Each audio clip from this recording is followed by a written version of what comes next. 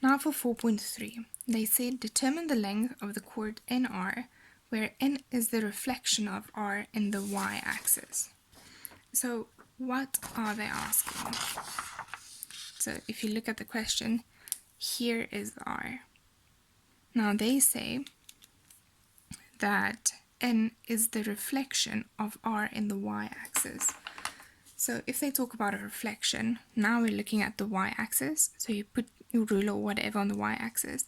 So the reflection is going to be like this.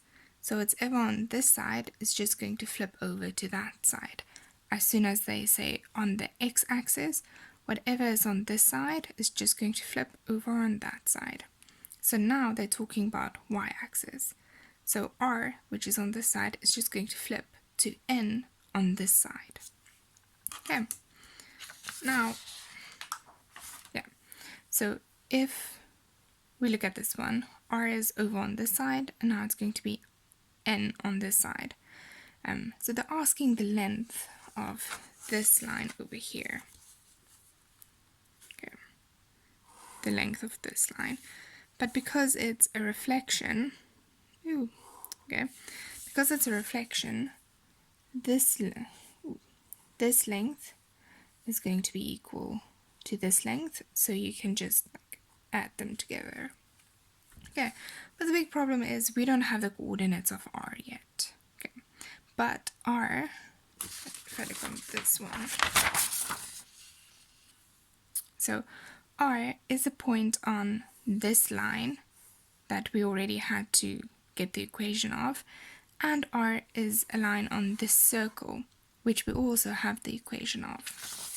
So when you take that into account, okay, you're going to see.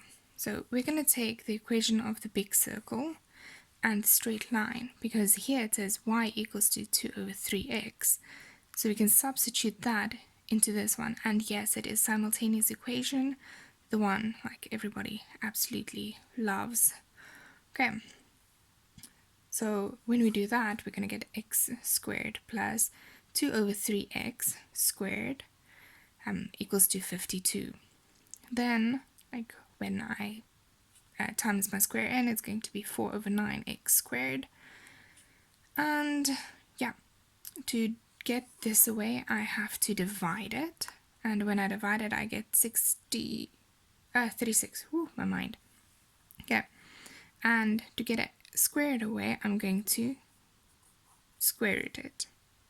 Then I'm going to get x equals plus or negative 6.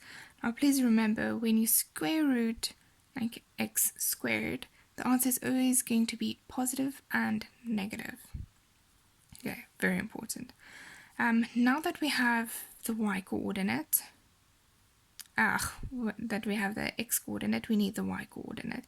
So we're going to substitute it in any one of these two equations. Now, pick the easiest one. If we put it in this one, it's going to be more difficult. So just stick with this. And we're going to find that y equals 4. And because it reflects in the y-axis, because it's reflecting here, the y coordinate is going to be the same. Okay? But the x coordinate is going to change because it's moving along this line. But if it was positive on this side, it's going to be exactly the same number, just negative on this side.